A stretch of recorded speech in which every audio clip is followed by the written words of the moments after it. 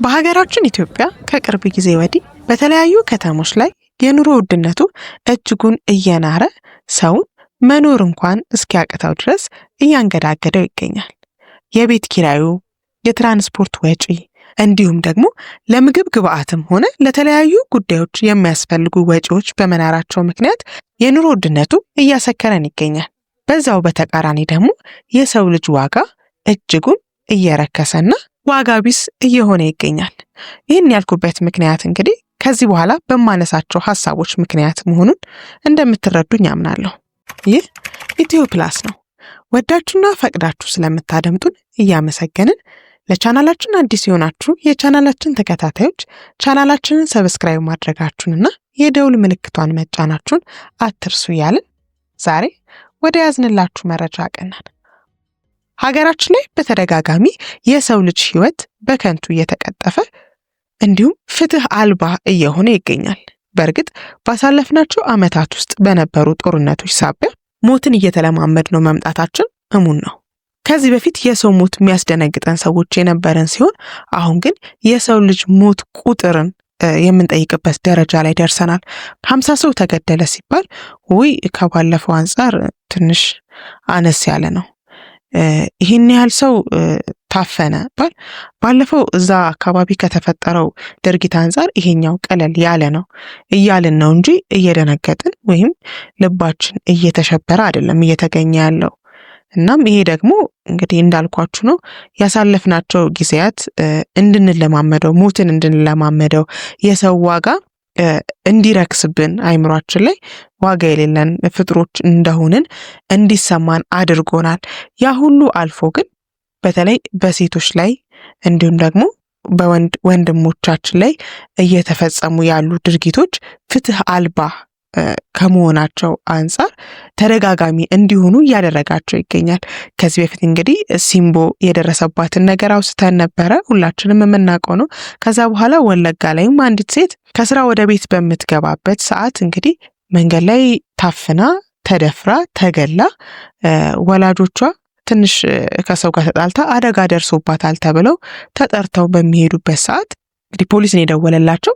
ተጠርተው ሆስፒታል በሚሄዱበት ሰዓት አስክሬን ያገኙት ኢቨን አስክሬኑን እንኳን ማየት እንዳይችሉ አይተው እንዳይቀብሩ እንኳን የተደረገበት ሂደት ነበር።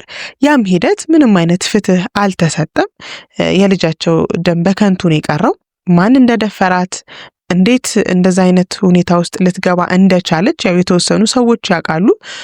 ግን ተሸፋፍኖ እንዲያልፍ ተደርጎ ምንም አይነት ፍትህ አልተሰጣትም። እነዛም ወላጆች እንግዲህ ይኸው እስካሁን ድረስ በመሪር ሐዘን ውስጥ ይገኛሉ። ከዛ በመቀጠል ደግሞ የቀነኒ ጉዳይ ተጠቃሽ ነው።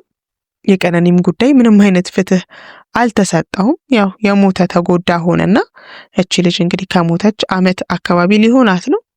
አሁን ደግሞ በቅርቡ ባሳለፍነው ሳምንት በጎፋ ዞን በበቶ ከተማ እንግዲህ አንድ የ16 ዓመት ታዳጊ ከምሽቱ 1 ሰዓት ላይ ከ40 ዓመት በፊት በተያዘ ቂም ምክንያት ያንን ቂም በቀል ለመወጣት በማሰብ እንግዲህ መሀል አደባባይ ላይ እንዲገደል ተደርጓል። የአካባቢው ሰው ሰልፍ ወጥቷል። እንዴት እንደዚህ ሊሆን ይችላል? ቂም በቀል ለመወጣት እንዴት እንደዚህ አይነት ድርጊት ይፈጸማል ብሎ አምጾ ተቃውሞውን ለማሰማት እንግዲህ አደባባይ ላይ ወጥቷል። እስካሁን የተደረገ ነገር የለም።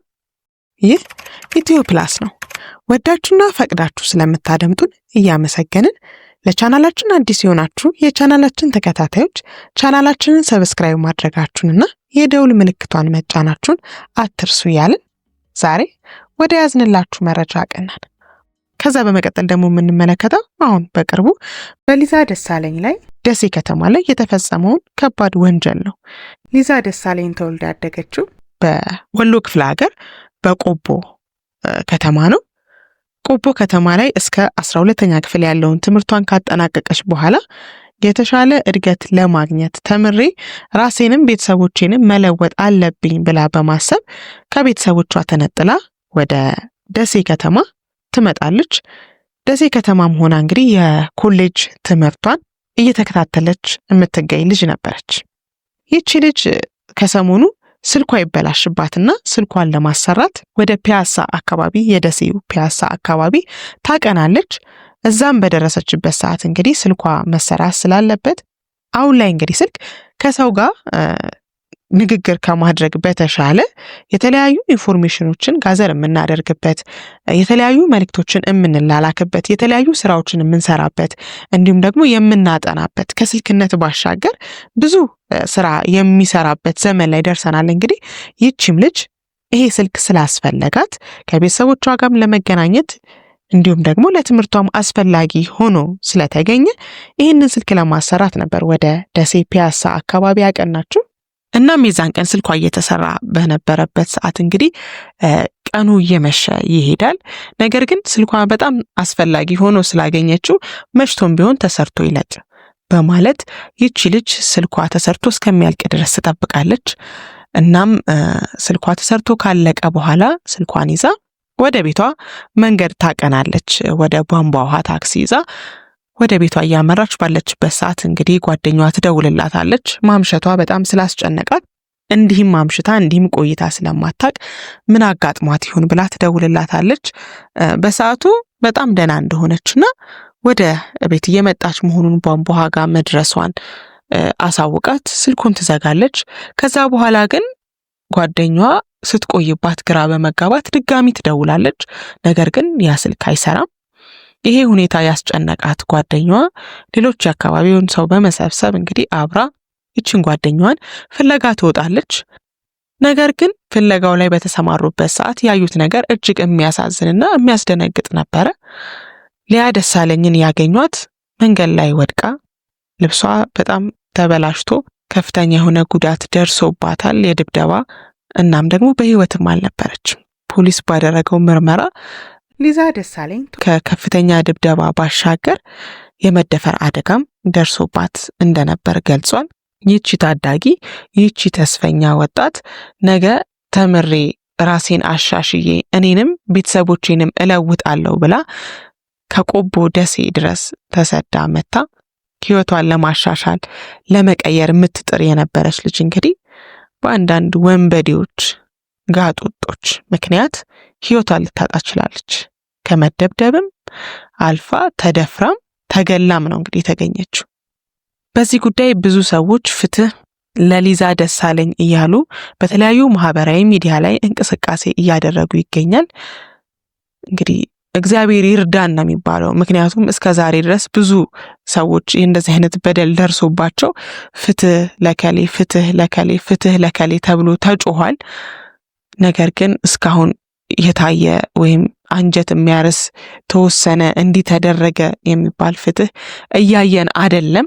ይሄም ይመስለኛል ሰዎቹን እያነሳሳቸው እንደዚህ አይነት ነገር ለማድረግ ድፍረቱን እየሰጣቸው ያለውና በተቻለ አቅም የሚመለከተው አካል የማያዳግም እርምጃ መውሰድ የሚችልበት አጋጣሚ ቢሆንና እንግዲህ የሊዛ ደሳለኝ ጉዳይ የመጨረሻ ሆኖ መልካም ነገር ብቻ የምንሰማበት ዓመት ይሁንልን ለማለት እወዳለሁ።